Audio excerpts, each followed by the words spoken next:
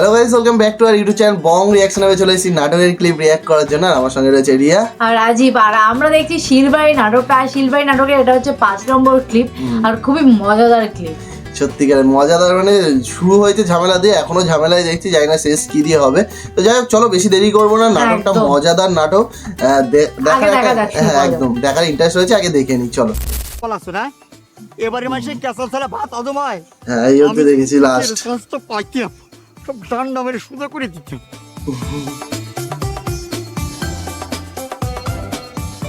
না, তুমি আমার একটা কথা শোনো।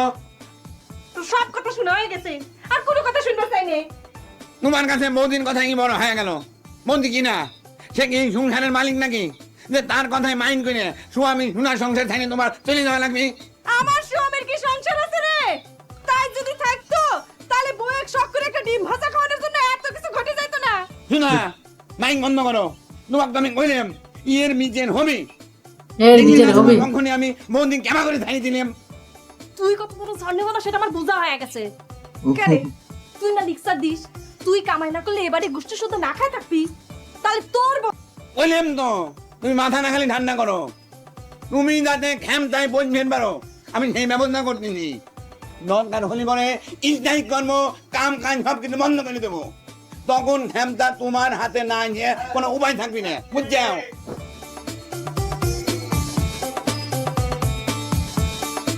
ঠিক আছে, আমি তোর সাথেই থাকবো, কিন্তু আমার আলাদা সংসার চাই।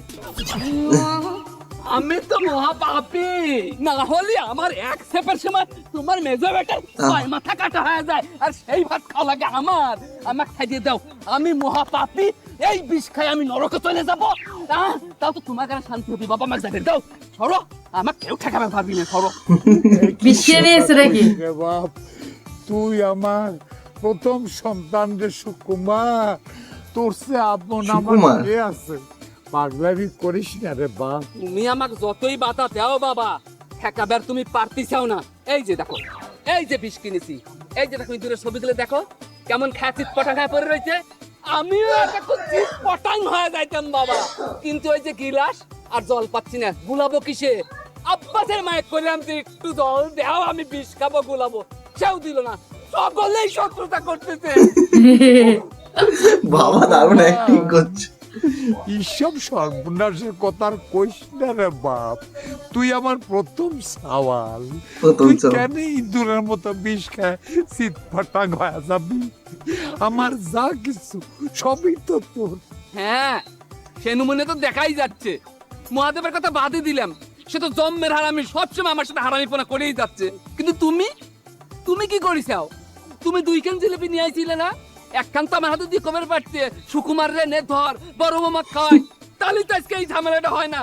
আচ্ছা, তুই কি মনে করিস আমি কি তোর মাকে ইচ্ছে করে জিলেবি খাওয়াইছি? আরে অশান্তির হাত থেকে বাঁচার জন্য আমি রেজ্জাকের মতো অভিনয় করেছি। সব দোষ ওই মহিলার। আমার জীবনটা একেবারে ভাতা ভাতা করে দিল, চাই না। হ্যাঁ, তার থেকে তো মনে হয় আমি তার গপ্পে জন্মই নেই নাই, খালি মহাদেবকে অস্থির হয়ে যায়। সেই জন্যই তাই বিষ খাবো, বিষ খায় মরি, তখন দেখা যাবি সুকুমার করে কেমন কাঁদা লাগে। হ্যাঁ, আরে মায়ের উপর রাগ করে আমার কেন কাঁদাবার চাচ্ছ না মা? পাগল, কথা কয় না, এই মুখের দিকে একটু তাকায় যদি মায়া হয় বিষের প্যাকেটটা আমার কথা দিচ্ছি, আমি খাব না। কথা দিচ্ছি আমি খাবো না। এইসব মায়ের কথা কয় তো মনটা আমাকে দুর্বল করে দাও না। ধরো রে মানি, তোরে আমার শোনা। হ্যাঁ, শোনা শোনা, প্রত্যেকবার যতবার বিষ খাইবার যাই ততবার তুমি আমাকে এরকম ঠেকাও। তোমার জন্য আমার বিষও খাওয়ার উপায় না।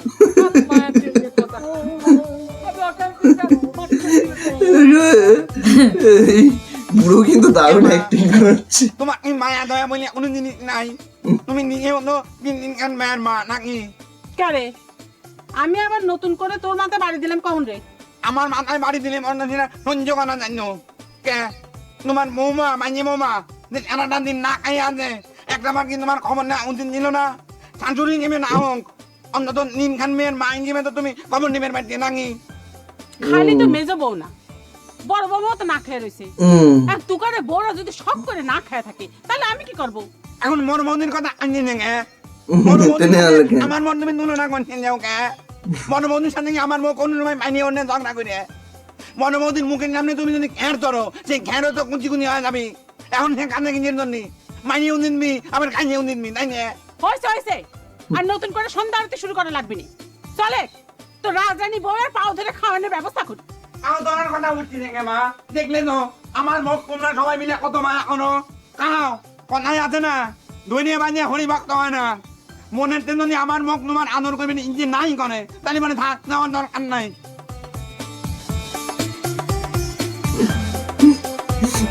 ওই চঞ্চল চৌধুরী অ্যাক্টিং কিন্তু এখানে দুর্দান্ত। তোমাকে ভাবতে আমি কিছু বুঝতেছি না। হ্যাঁ, একসাথে বাস করবে গেলে দুটো কথা হয় থাকে, তাকে কি ভাত জল ত্যাগ করা লাগবে? আমি ভাত না খাওয়া থাকলে তো কারো কোনো ক্ষতি হচ্ছে না, সারাদিন তো চলেই গেছে, এখন আর কারো দরদ দেখানো লাগবে না। কথাবার্তা একটু ঠিক করে কই মেজে বৌমা, তুমি তো ভারী বিয়াদব নিয়ে। আমি কি তোমার সারাদিন না খেয়ে থাকার করছিলাম? আপনি কবেন কে? আমি তো এই বাড়ির কোনো কাম করি না, ভাত খাবো কে? আরে বাপু কলামি তো, ঝগড়ার সময় তো কত কথাই হয়। তোমার শ্বশুরকে আমি কথা শুনাইনি, তারপর তো মিলমিশ হয়ে যায়, তা না হলে সংসার টিকবে কেন করে? আপনার সংসার করার ঠেকা আছে, আপনি মিলমিশ করেন গে, আমার মিলমিশ করার কোনো ঠেকা নাই। তোমার সংসার করার ঠেকা নাই, তাহলে তোমার বাবা বিয়ে দিছিল কি জন্য? আর তুমি যে কত বড় জমিদারের বিটি সেটাকে আমরা জানি না।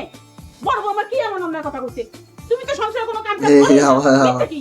দেখলে তো মা, আমার দেখলে তোমাকে আক্কেল পছন্দ একটা মানুষ নাক করে সারাদিন না খায় বসে আছে, তার একটু আদর যন্ত্র করে নাক ভাঙিবি কি? তুমি উল্টে বড় বৌদির পক্ষ নিয়ে কথা করছেও।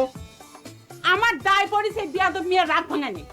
তোর বউ রাধারানী সাজেছে আর তুই কেষ্ট ঠাকুর সাজে তার মান ভাঙা। তুই আমার কিসের জন্য গাইকে নিয়ে আসছিস সেই কথা কও। আমি কারো এখানে ডাইকে আনবার যাইও নাই, কারো কথা শুনবেরও চাই না। আমার যা কথা আমি শিলের বেটা মাইজে শিলের কাছে কয়া দিছি, ভিন্ন না হওয়া পর্যন্ত এই বাড়ির এক ফুটা ভাত জল আমি ছুঁয়েও দেখবো না।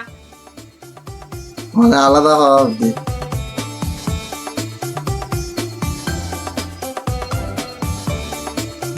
চোখ বড় বড় হয়ে গেছে।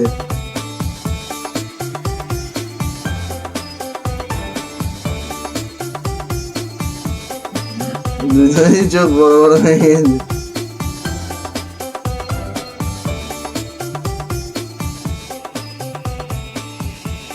বাবা কাঁদো কাঁদো ভাই কথাটা কয়ই তো আমার রাগটা ফালায় দিল। না হলে এই সুকুমারে পৃথিবীর কোনো শক্তি ছিল না যে বিষ খাওয়ার ঠেকায়।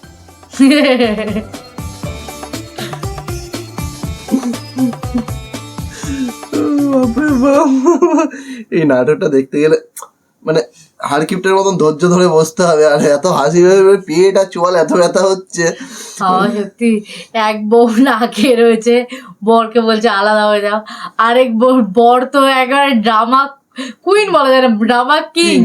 বাবার এমন অ্যাক্টিং করলো, মরেই যাচ্ছিল বাবা বাঁচিয়ে নিয়েছে, একদম খেয়েই নিচ্ছিল, মুখের সামনে থেকে কেড়ে নিয়ে এসছে। তো যাই হোক ভালো লাগছে, সবার অ্যাক্টিং কিন্তু দুর্দান্ত লাগছে। মানে নাটকের এই পুরোনো নাটকগুলোতে যাদের যাদের দেখছি অ্যাক্টিং লেভেল মানে অ্যাক্টিং স্কিল কিন্তু দুর্দান্ত। হ্যাঁ এটা ঠিক কথা, অ্যাক্টিং মানে দুর্দান্ত লেভেলের অ্যাক্টিং। আর মানে এই মানুষগুলো চেনা মানুষ, মানে একটা নাটক দেখছি সেখানেও এই ধরনেরই অনেকটা অ্যাক্টিং চলছে, আর এখানেও মানে অন্যরকম একটা সত্যি ভালো লাগে সত্যি। যাই হোক চলো দেখা হচ্ছে নেক্সট ভিডিওতে, ততক্ষণের জন্য টাটা।